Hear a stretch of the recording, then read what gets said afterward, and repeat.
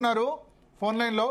ప్రభాకర్ గారు, కంగ్రాచులేషన్స్. మొట్టమొదటి నుంచి ఇన్ఛార్జ్ గా ఉన్నారు మీరు, తుమ్మల నాగేశ్వరరావు, వివేక్ వెంకటస్వామి, మీరు ముగ్గురే ఇన్ఛార్జ్.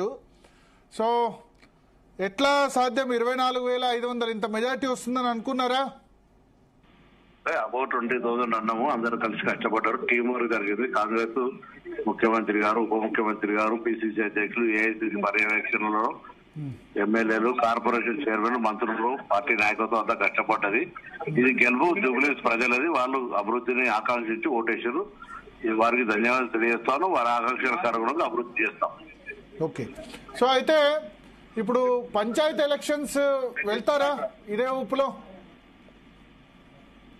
మాట్లాడినాక తర్వాత చెప్తాను. సొంత ఒక నిర్ణయం కాదు, అందరు కలిసి మాట్లాడాలి. ఓకే. ఇప్పుడు కేటీఆర్ ప్రెస్ కామెంట్స్ మీరు పాయింట్స్ వినుంటారు. ఇది అధికార దుర్వినియోగం, ఎన్నికల పద్ధతి ప్రకారం జరగలేదు అంటారు. ఎన్నికలు కరెక్ట్ గా జరగలేదు, ఎన్నికల కమిషన్ పూర్తి మ్యూట్ స్పెక్టేటర్ గా ఉంది. చూసిన తర్వాత comment. Okay okay okay okay thank you Ponnam Prabhakar గారు. సో ఇప్పటివరకు మనం రోహిన్ రెడ్డి మాట్లాడారు, అదేవిధంగా పొన్నం ప్రభాకర్ గారు కూడా మాట్లాడారు కాంగ్రెస్ పార్టీ నుంచి. విన్నింగ్ డిక్లరేషన్ కూడా నవీన్ యాదవ్ కొద్దిసేపటి క్రితం అందుకున్నారు. అఫీషియల్ గా ఈసీ రిజల్ట్ డిక్లేర్ చేసింది. 24,729 ఓట్ల మెజారిటీతో నవీన్ యాదవ్ గెలుపొందినట్టుగా డిక్లేర్ చేశారు. సో రజనీ సాయిచంద్ గారు ఉన్నారా పిసిఆర్? సో మొత్తానికైతే టోటల్ గా 24,729 ఓట్లతో అఫీషియల్ గా డిక్లేర్ చేసినట్టయింది ఎన్నికకు సంబంధించి. ఇక 17వ తేదీ కేబినెట్ మీటింగ్ ఉంది. 17వ తేదీన పంచాయతీ ఎన్నికలకు సంబంధించి రాష్ట్ర కేబినెట్ అంటే సోమవారం రోజు సాయంత్రం రాష్ట్ర కేబినెట్ సమావేశం ఉంటుంది. రాష్ట్ర కేబినెట్ 17వ తేదీ నిర్ణయం తీసుకోవచ్చు. పంచాయతీ ఎన్నికలకి ఇమీడియట్ గా వెళ్లాలి, ఇదే ఊపులో పంచాయతీ ఎలక్షన్స్ వెళ్లాలి. పార్టీ పరంగా బీసీలకు 42% రిజర్వేషన్స్ ఇచ్చే విషయం మీద కాంగ్రెస్ పార్టీ కసరత్తు చేస్తోంది నాయకులు. అందుకనే ఈ జూబ్లీహిల్స్ ఎన్నిక తర్వాత నిర్ణయం తీసుకుందామని వెయిట్ చేశారు. ఇప్పటివరకు వెయిట్ చేసిన తర్వాత ఈ నిర్ణయం తీసుకోబోతున్నారు. ఇంకోవైపు ఇక జూబ్లీహిల్స్ ఎలక్షన్స్ ఈ విధంగా ఉంటే నెక్స్ట్ బీహార్ ఎన్నికల్లో అత్యద్భుతమైన మెజారిటీ కనిపిస్తోంది. 200 సీట్లు కూడా దాటిన పరిస్థితి. 200+ సీట్స్ ఎన్డీఏకు వచ్చిన పరిస్థితి. కాంగ్రెస్ పార్టీ పరిస్థితి 7వ స్థానంలో కాంగ్రెస్ పార్టీ ఉంది. భారతీయ జనతా పార్టీకి 92 సీట్లు వచ్చాయి, జేడీయూకు 83 సీట్లు వచ్చాయి, ఆర్జేడీకి 26 సీట్లు వచ్చాయి, లోక్ జనశక్తి పార్టీకి 20 సీట్లు వచ్చాయి. మజ్లిస్, ఓవైసీ నేతృత్వంలోని మజ్లిస్ 6 స్థానాల్లో ఆధిక్యత కనబరుస్తోంది. సీమాంచల్ ప్రాంతంలో మజ్లిస్ పోటీ చేసి 6 స్థానాల్లో మజ్లిస్ అభ్యర్థులు లీడ్లో ఉన్నారు. 6 స్థానాల్లో కూడా చాలా స్పష్టమైన మెజారిటీ ఉంది. జోకియత్, బహదూర్గంజ్, ఠాకూర్గంజ్, కోచాడమాన్, అమౌర్, భైసీ ఈ 6 స్థానాల్లో Asaduddin Owaisi party MIM comfortable majority. ఒక చోట 16,345, ఒక చోట థిన్ మార్జిన్ 2,915, మిగతా చోట్ల 9,965, 22,000, 34,000, 6,680. ఒక్క చోట మాత్రమే 2,900 మెజార్టీ ఉంది. అక్కడ ఇంకా 13 రౌండ్లు ఉన్నాయి. మిగతా 5 సీట్లు కూడా ఎంఐఎం గెలవడం ఖాయంగా మనకు కనిపిస్తుంది. సో ఓవరాల్ గా బీహార్ సంబంధించి చూస్తే కనుక ఎంఐఎం అక్కడ విక్టోరియస్ గా ఎమర్జ్ అవుతుంది. లాస్ట్ టైం కూడా ఎంఐఎంకి 5 సీట్లు వచ్చాయి. సీమాంచల్ ప్రాంతంలో ముస్లిం పాపులేషన్ చాలా ఎక్కువ ఉంటుంది. అక్కడ మనకు క్లియర్ గా ఆ సీమాంచల్ ప్రాంతంలో మజ్లిస్ ఎంఐఎం గెలుస్తున్న పరిస్థితి. కిషన్ గంజ్ జిల్లాలో ఎంఐఎం క్యాండిడేట్స్ అందరూ కూడా గెలుస్తున్న పరిస్థితి. అక్కడే కాంగ్రెస్ కు గెలిచిన సీట్లు కూడా కిషన్ గంజ్ జిల్లాలోనే మనకు కనబడుతున్నాయి. 4 చోట్ల కాంగ్రెస్ లీడింగ్ కనబడితే కిషన్ గంజ్ లో కాంగ్రెస్ ఖమ్రుల్ హోడా లీడింగ్ లో కనబడుతున్నారు. ఆర్ఆర్యాలో కాంగ్రెస్ అభ్యర్థి అబీదుర్ రెహమాన్ లీడింగ్ లో కనబడుతున్నారు. తర్వాత ఫోర్స్ గంజ్ లో మనోజ్ బిశ్వాస్ లీడింగ్ లో కనబడుతున్నారు.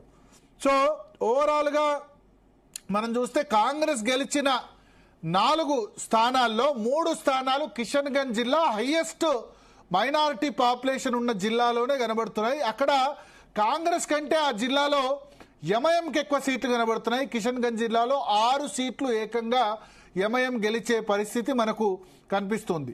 సో 70% మైనారిటీ పాపులేషన్, ముస్లిం పాపులేషన్ ఉన్న జిల్లా కిషన్ గంజ్. అక్కడ 6 సీట్లు ఎంఐఎంకు, 3 సీట్లు కాంగ్రెస్ పార్టీకి వచ్చాయి. కాంగ్రెస్ పార్టీ లీడింగ్లో ఉన్న సీట్లలో ఇది కూడా ఒకటి. అయితే ఓవరాల్గా బీహార్ రాష్ట్రం మొత్తం చూస్తే కాంగ్రెస్ పార్టీకి 7వ స్థానం కనబడుతుంది. మనకు 92 సీట్లు, 101 సీట్లలో భారతీయ జనతా పార్టీ పోటీ చేసి 92 సీట్స్ అంటే 90% strike rate, 91%, 92% strike rate Bharatiya Janata పార్టీది బీహార్లో కనబడుతుంది. జనతాదళ్ యు 101 సీట్లలో పోటీ చేసి 83 సీట్లలో గెలిచే పరిస్థితి కనిపిస్తుంది. 83% స్ట్రైక్ రేటు. ఆర్జేడీ 26 స్థానాల్లో ఆధిక్యత. స్వయంగా తేజస్వి యాదవ్ ముఖ్యమంత్రి అభ్యర్థి, మహాగఠబంధన్ ముఖ్యమంత్రి అభ్యర్థి వెనుకంజలో ఉన్నారు. రాఘవ్పూర్లో 8,300 ఓట్ల వెనుకంజలో మనకు తేజస్వి యాదవ్ కనబడుతున్నారు. లోక్ జనశక్తి పార్టీ రామ్ విలాస్ పాస్వాన్ అధినేత చిరాగ్ పాస్వాన్ నేతృత్వంలోని పార్టీకి 20 సీట్లు వచ్చాయి. తర్వాత మజ్లిస్కి 6 సీట్లు.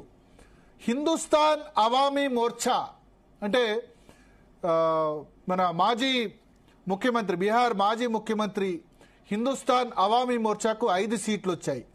రాష్ట్రీయ లోక్ మోర్చాకు 4 సీట్లు. వీటన్నిటి తర్వాత కాంగ్రెస్ పార్టీ 4 సీట్లు 7వ స్థానంలో ఉంటే Bharatiya Janata party, Janata Dal united, Rashtriya Janata Dal, Lok Janshakti party, all India Majlis, Hindustan Awami Morcha, Rashtriya Lok Morcha తర్వాతి స్థానంలో కనబడుతుంది. 60 సీట్లలో పోటీ చేసింది కాంగ్రెస్ పార్టీ, 4 సీట్లు మాత్రమే గెలుస్తుంది. Strike rate 7%. ఈ 4 సీట్లలో 3 సీట్లు కిషన్ గంజ్ జిల్లాలోనే కనబడుతున్నాయి, ముస్లిం పాపులేషన్ పాకెట్స్ ఎక్కువ ఉన్న చోట్లలో. సో కాంగ్రెస్ పార్టీ డెసిమేట్ అయింది బీహార్లో. ఒక విధంగా 60 సీట్లలో ఆర్జేడీ సపోర్ట్తో పోటీ చేసి డెసిమేట్ అయింది. ఇక్కడే ఓట్ చోరీ, ఓట్ అధికార యాత్ర రాహుల్ గాంధీ చేపడితే, ఓటు అధికార యాత్ర చేపడితే ఎంత దారుణమైన ఫలితాలు వచ్చాయో మనం చూడొచ్చు. బీహార్ ప్రజలు పూర్తిగా మహాగఠబంధన్ను రిజెక్ట్ చేసినట్టుగా స్పష్టంగా అర్థమవుతుంది. 20 సంవత్సరాల అధికారం తర్వాత కూడా 2005లో నితీష్ కుమార్ ముఖ్యమంత్రిగా ఉన్నారు. ఇవాళటికి ఒక్కరోజు కూడా ఆయన ముఖ్యమంత్రిగా లేకుండా లేరు. కంటిన్యూస్గా 20 సంవత్సరాలు బీహార్ చీఫ్ మినిస్టర్గా నితీష్ కుమార్ కనబడుతున్న పరిస్థితి. 20 సంవత్సరాలుగా అయితే ఆయన కొద్ది రోజులు ఆర్జేడీ కాంగ్రెస్ వైపు వెళ్లారు, మళ్ళీ బీజేపీ వైపు 2 సార్లు పోయారు, వచ్చారు. కానీ వరుసగా 20 సంవత్సరాల తర్వాత ముఖ్యమంత్రిగా ఉన్నారు. లాస్ట్ 1 ఇయర్గా ఆయన హెల్త్ బాగాలేదు, మతిమరుపు అల్జీమర్స్తో బాధపడుతున్నారు. అయినా సరే 83% స్ట్రైక్ రేటు మనకు జనతాదళ్ యునైటెడ్ది కనబడుతుంది. భారతీయ జనతా పార్టీది 92. అన్ని సీట్లు కలిస్తే 201 సీట్లు మనకు కనబడుతున్న పరిస్థితి. పార్టీ వైజ్ ఓటింగ్ చూస్తే గనక భారతీయ జనతా పార్టీకి 21% ఓట్లు వచ్చాయి 101 సీట్లు పోటీ చేస్తే. ఆర్జేడీకి 22.76%, ఎందుకంటే 170 సీట్లలో పోటీ చేసింది. కాంగ్రెస్ పార్టీకి 8.46, జనతాదళ్ యునైటెడ్కి 18.92% సీట్స్ మనకు కనబడుతున్నాయి. ఎంఐఎంకు 2% ఓటింగ్ వచ్చింది కిషన్ గంజ్ జిల్లాలో. ఎంఐఎం పోయినసారి 5 గెలిచారు ఎంఐఎం అభ్యర్థులు. కానీ గెలిచిన వాళ్ళందరినీ కూడా ఆర్జేడీ తమ పార్టీలోకి విలీనం చేసేసుకుంది. 5లో 4 రావడంతో ఎంఐఎం పార్టీ వచ్చేసి అక్కడ ఎంఐఎం కాస్త ఆర్జేడీలో విలీనమైంది. ఈసారి ఎంఐఎం రిక్వెస్ట్ చేసింది, మమ్మల్ని మహాగఠబంధన్లో తీసుకోండి, మేము కూడా మహాగఠబంధన్లో చేరుతామన్నప్పటికీ కాంగ్రెస్ ఆర్జేడీ ఇద్దరు రిజెక్ట్ చేశారు. బట్ ఎంఐఎం అక్కడ 6 చోట్ల ఇప్పుడు విక్టోరియస్గా నిలిచే పరిస్థితి కనిపిస్తుంది Rihana. So Bihar result out of 243, 200 సీట్లు ఇప్పుడు ఎన్డీఏ గెలుస్తోంది. డిసిజివ్ మ్యాండేట్ 243 సీట్స్కు 200 అంటే 80% సీట్స్ గెలవబోతోంది. 2010లో ఒక్కసారి 206 సీట్లు వచ్చాయి జేడీయూ బీజేపీకి. దాని తర్వాత ఆ రాష్ట్రంలో ఇంత క్లీన్ మెజారిటీ, అది కూడా 20 సంవత్సరాల అధికారం తర్వాత. యాంటీ ఇన్కమెన్సీ మనకేమాత్రం కనబడట్లేదు. అంటే సుశాసన్, బీహార్ ముఖ్యమంత్రి నితీష్ కుమార్ సుశాసన్, మాటలు తక్కువ చేతలు ఎక్కువ. మన దగ్గర ఏంటంటే చేతలు ఎక్కువ చేసేవాళ్ళుగా ముఖ్యమంత్రులు, చేతలు ఎక్కువ చేసే ప్రతిపక్ష నేతలు, చేతలు ఎక్కువ చేసే పొలిటికల్ పార్టీస్ నేతలు కనబడతారు. దూకుడు ఉండదు నితీష్ కుమార్లో. రాజకీయ వారసులు లేరు. కొడుకు ఏదో పని చేసుకుంటాడు. ఆయన కొడుకేం, భార్య చనిపోయింది, కొడుకు రాజకీయాల్లో లేరు. సో మాటలు తక్కువ చేతలు ఎక్కువ.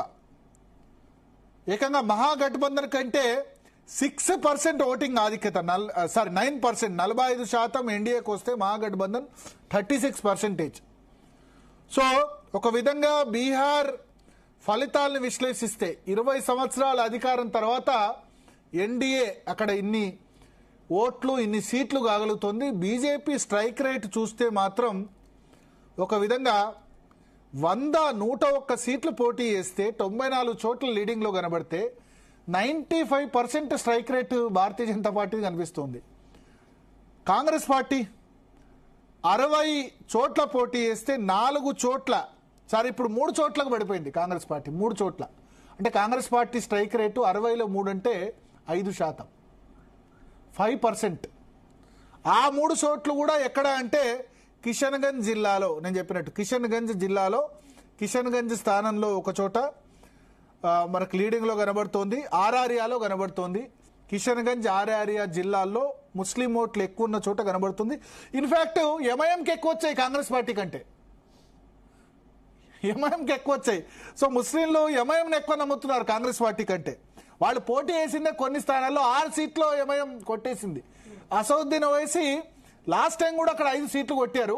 కొట్టిన తర్వాత కాంగ్రెస్, ఆర్జేడీ సేమ్ ఇక్కడ ఎట్లానో 5 ఎమ్మెల్యేలు విలీనం చేసుకున్నారు.